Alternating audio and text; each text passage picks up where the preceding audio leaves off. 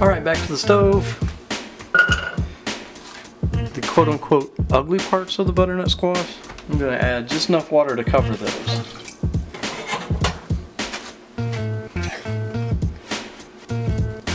About a teaspoon and a half salt and pepper.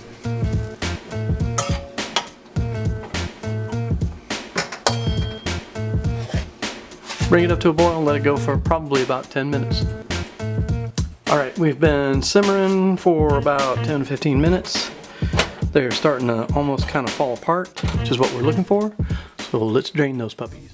So we're just going to strain that really fast. And we're going to make sure to reserve all that flavorful liquid for the next recipe. Alright, back on the stove. Got a tablespoon of butter going into a medium-high hot pan. I'm going to let that melt and brown. Now, like all the squashiest of squashes, butternut can go one of two different ways on the flavor profile. You can go sweet or you can go savory. We're going to go savory. This is going to be a puree. This is one of those vegetables that you can swirl onto the plate with a spoon, and that's what we're going to make. We're going to make a puree with this. It has some other applications as well, and we'll get into that in the next video.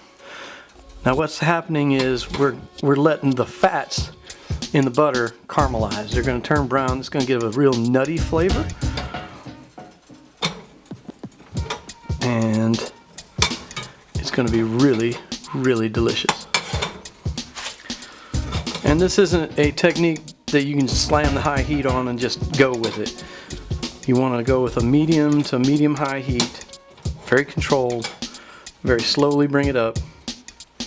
It's going to take us all of about 5 to 10 minutes.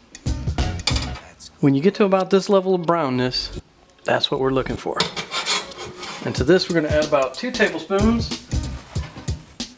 of fresh chopped sage.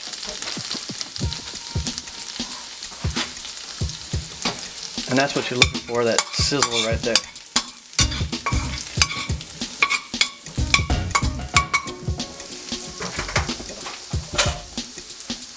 Now we'll put our squash. It's already been boiled.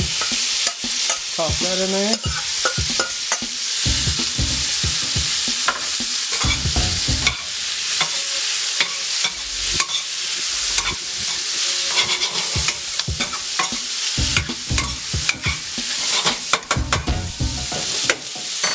Now if it's just you and the kids on a weekday night, that's ready to eat right there.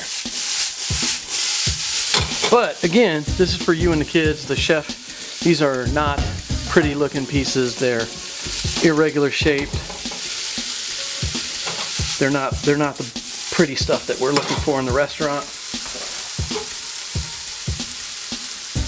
And we're not done yet. We're gonna go ahead and add half a cup of heavy cream.